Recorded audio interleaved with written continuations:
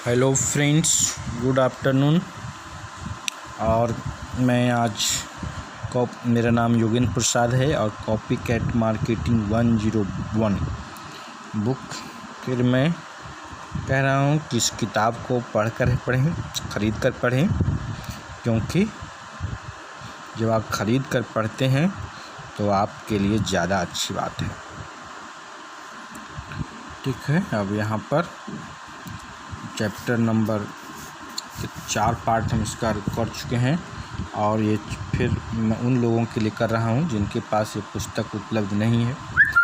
फिर है इसमें कि चैप्टर नंबर 3 इसका जो पार्ट 4 है, सामान्य बुद्धि पैसे के बदले समय देना।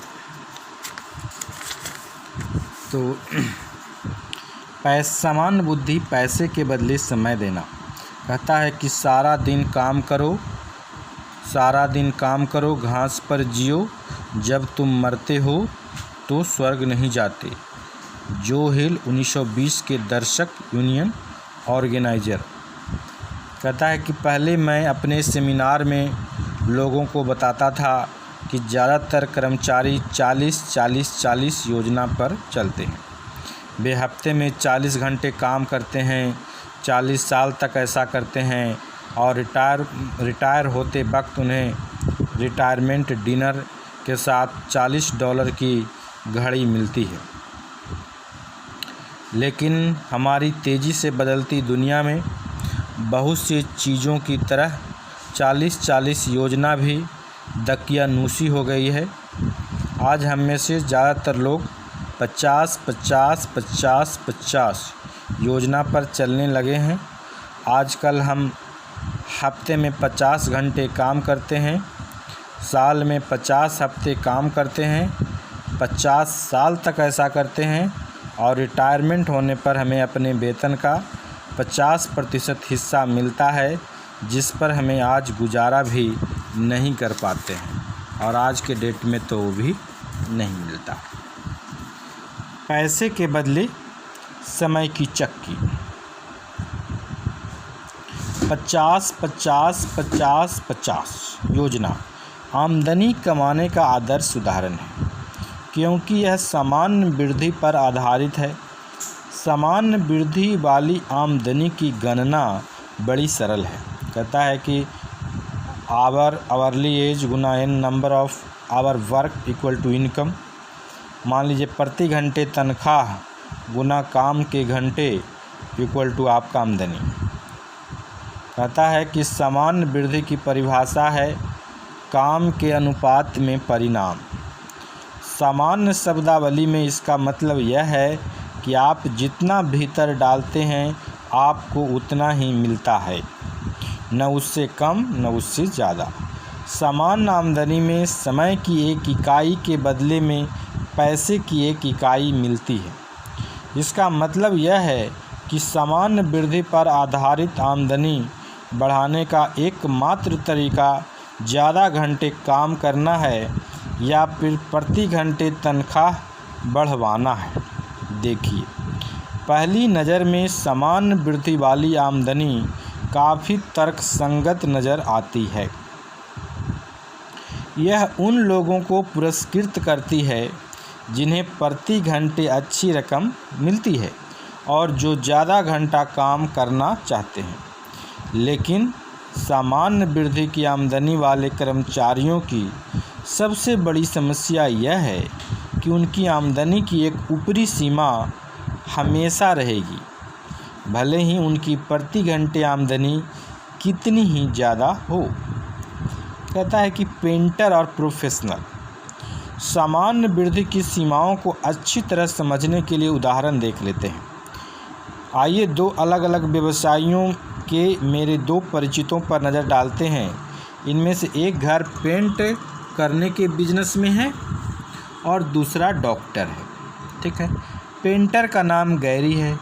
वह एक छोटे से पेंटिंग और वॉल पेपरिंग बिजनेस का मालिक है। वह क्लियर वाटर फ्लोरिडा में मेरे घर के पास रहता है। गैरी कड़ी मेहनत करता है। वह सुबह जल्दी ही काम में जुट जाता है और अंधेरा होने तक लगातार काम करता रहता है। संभव होने पर ही वह वीकेंड्स में भी काम करता है। गैरी के काम करने की दर $30 प्रति घंटे है, लेकिन यात्रा के समय खर्च, बीमा, टैक्स आदि का खर्च निकालने के बाद उसकी भुगतान की वास्तविक दर शायद $20 प्रति घंटे की करीब है।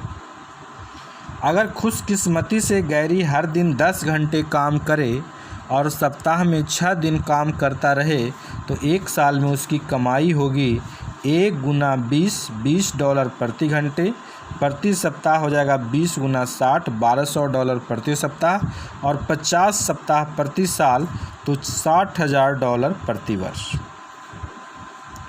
देखिए, $60,000 की रकम कम नहीं होती है। बहुत से लोग एक साल में $60,000 रकम कमाना चाहेंगे, लेकिन गैरी एक साल में इससे ज़्यादा कभी नहीं कमा सकता, और वह भी तब जब एक के बाद एक अच्छा काम लगातार मिलता रहे। अब ज़रा यह भी देख लें कि गैरी अपने बेहतरीन साल की कितनी कीमत चुकाता है। एक सप्ताह में सिर्फ एक दिन अपनी पत्नी और बच्चों के साथ रह पाता है। वह साल में कभी $60,000 से ज़्यादा नहीं कमा पाएगा, चाहे वह कितनी ही कड़ी मेहनत कर ले।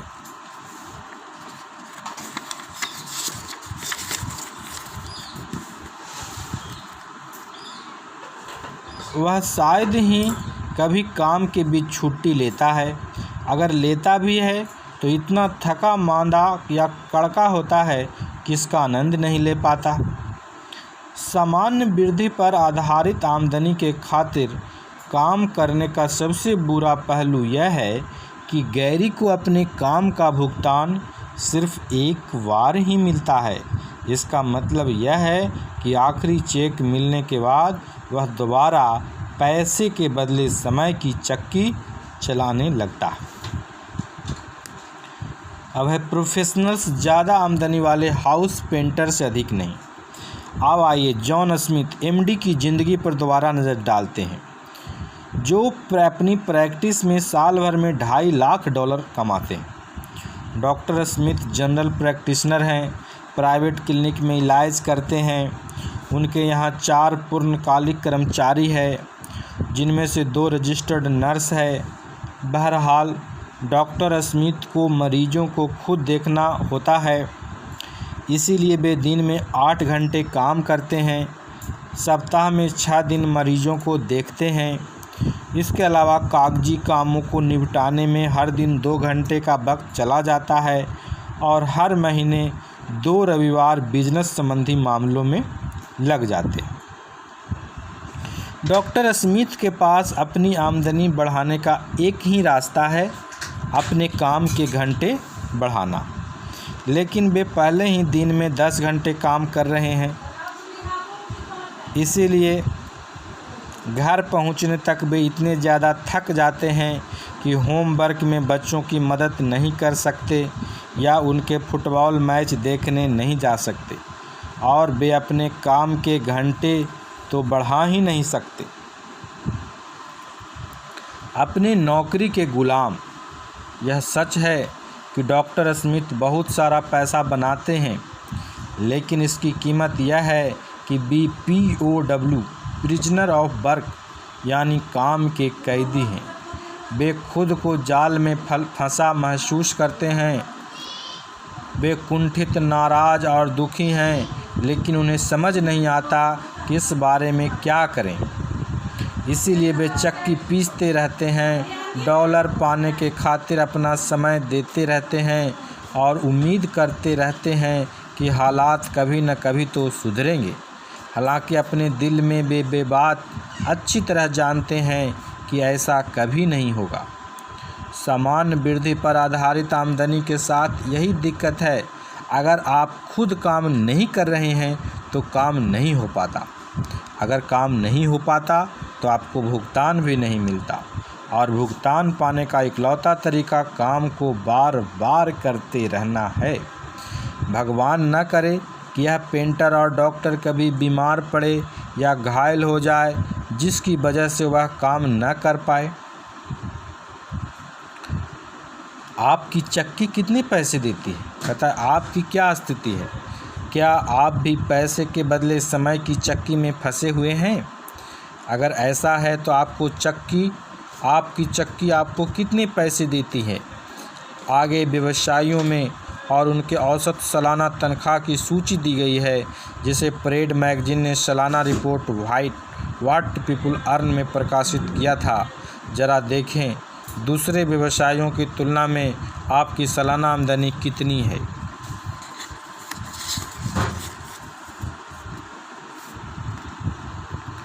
तो ये 2008 का बताया है। अमेरिका में आम तनख्वाह अस्पताल का सफाई कर्मी $21,000, हाई स्कूल का टीचर 46,500, कंपनी का वकील सबका बताया है वेतन।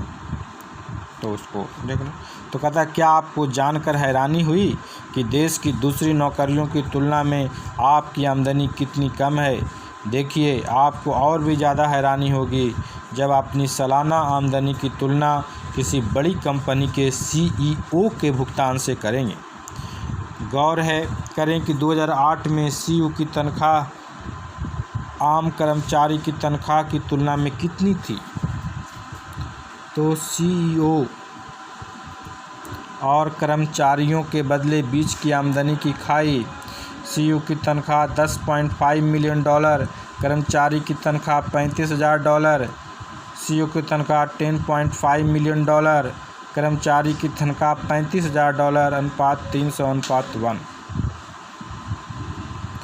क्या यह आश्चर्यजनक नहीं है कि कंपनी के एक व्यक्ति का मूल्य तो $10.5 मिलियन हो, जबकि उसी कंपनी के सामान्य कर्मचारी का मूल्य $30,000 हो? आपके मन में यह सवाल आ रहा होगा, यह कैसे हो सकता है?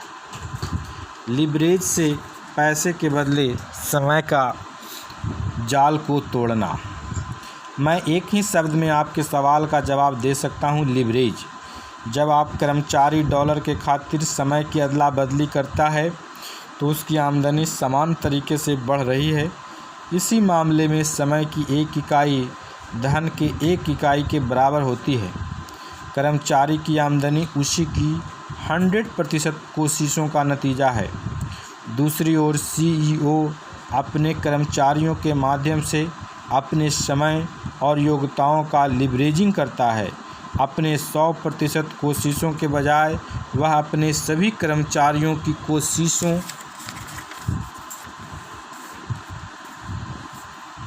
कोशिशों का एक निश्चित प्रतिशत हिस्सा कमाता है, जो पॉल गेटी का यही मतलब था जब उन्होंने कहा था, मैं अपनी 100% कोशिशों के बजाय 100 व्यक्तियों को कोशिशों का 1% कमाना चाहूँगा।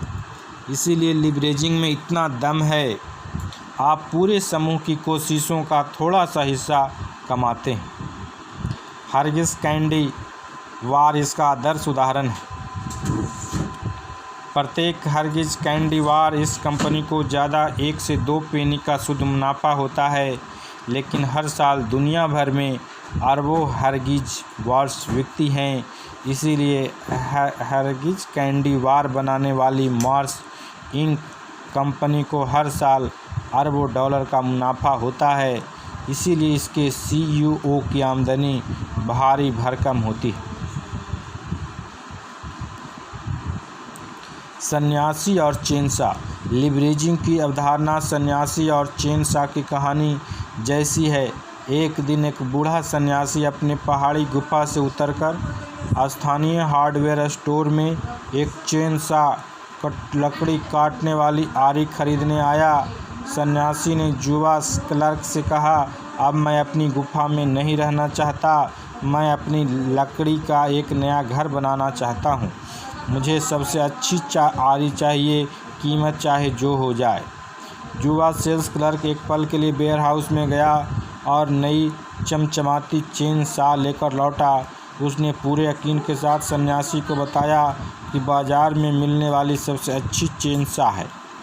इससे पेड़ उतनी ही आसानी से चिर जाएंगे जितने आसानी से चाकू बटर को चीर देता है। मैं गारंटी देता हूँ कि यह महीने भर की लकड़ी एक दिन में काट देगी, वरना मैं अपनी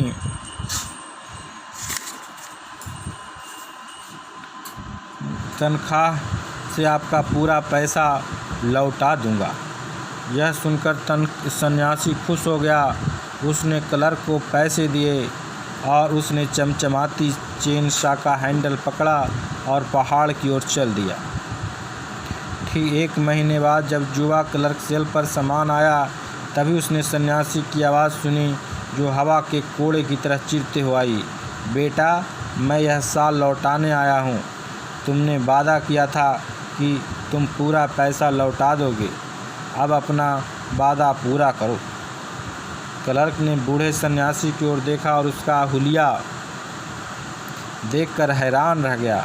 ऐसा लग रहा था जैसे सन्यासी कई हफ्तों से नहीं सोया हो। उसके कपड़े फट गए थे और खून पसीनों से लथपथ थे। ऐसा नज़र आ रहा था जैसे मेहनत करके वह मौत के मुंह में पहुंच गया। क्लर्क ने हकलाते हुए पूछा, आपको क्या हुआ? आपकी हालत तो भयंकर दिख रही है। बूढ़े सन्यासी ने अपनी पूरी ताकत बटोरी और चैन शाह को उठाकर काउंटर पर रखते हुए कहा, यह सब इसी घटिया आरी का नतीजा है जो तुमने मुझे बेची थी। तुमने कहा था यह 1 महीने की लकड़ी 1 दिन में काट देगी, मगर देखो क्या हुआ। मैं 1 महीने से इसका इस्तेमाल कर रहा हूँ और इस दौरान मैं 1 दिन की लकड़ी भी नहीं काट पाया। मुझे मेरा पैसा वापस चाहिए। हैरान क्लर्क ने माफ़ी मांगते हुए कहा, बिल्कुल, मैं अपना वादा ज़रूर पूरा करूँगा। बस मैं चेन सा की जांच करके देख लूँ, शायद मैं पता लगा सकूँ कि गड़बड़ कहाँ है।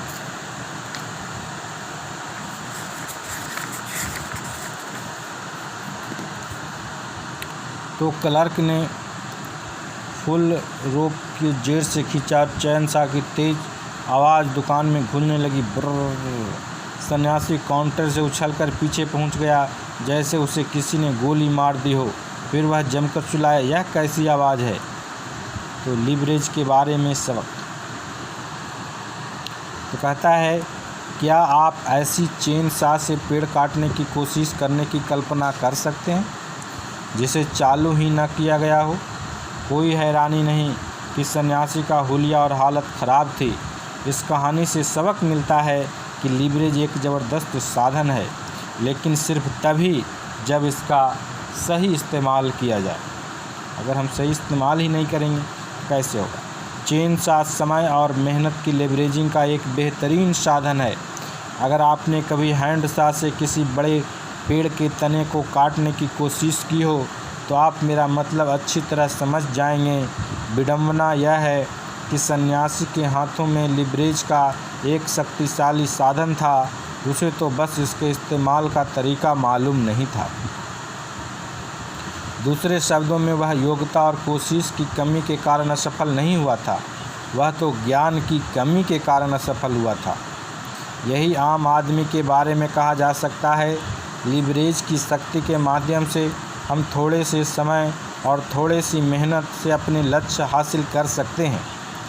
हम दरअसल महीने भर की लकड़ी 1 दिन में काट सकते हैं, लेकिन लीवरेज का पूरा फ़ायदा उठाने के लिए इसकी मौजूदगी का ज्ञान होना चाहिए, वरना हमारा हाल भी सन्यासी जैसा होगा। हम डॉलर के खातिर समय की अदला बदली करके ज़्यादा कड़ी मेहनत करके आगे निकलने की कोशिश करते रहेंगे। ऐसी स्थिति में हम अपने समय और प्रयासों की लीवरेजिंग नहीं करेंगे। यह तो काम करने का स्मार्ट तरीका नहीं है। क्या 65 साल की उम्र तक आम आदमी इसलिए मर जाएगा, कड़का रहेगा, या अपनी रोजी रोटी के लिए देश, परिवार या चर्च पर निर्भर रहेगा? क्योंकि बहुत सारे लोग लीवरेज वाली योजना के बजाय सामान्य योजना की नकल कर रहे हैं। ज्ञान पहला कदम है। सही स्थिति में सही किस्म के लीवरेज की नकल करके हम पहाड़ हिला सकते हैं और $1,000,000 कमा सकते हैं। सवाल यह है कि आप दौलत बनाने के किस सिस्टम की नकल करना चाहते हैं? क्या आप दौलत बनाने के सामान्य सिस्टम की नकल आगे भी करना चाहेंगे? क्या आप नहीं चाहते हैं कि आपका हाल भी उसे बूढ़े सन्यासी जैसा हो? क्या आप भी बहुत कम फ़ायदे के लिए बहुत ज़्यादा मेहनत करना चाहते हैं? या फिर आप जुआ क्लर्क जैसा बनना चाहेंगे, लिवरेज की चैन शाह को चालू करने का तरीका सीखना चाहेंगे, यह आप अगले अध्याय में सीखेंगे। यहाँ आपको ऐसे आजमाए हुए तरीके मिलेंगे जिससे हम अपने समय मेहनत की लिवरेजिंग कर सकते हैं।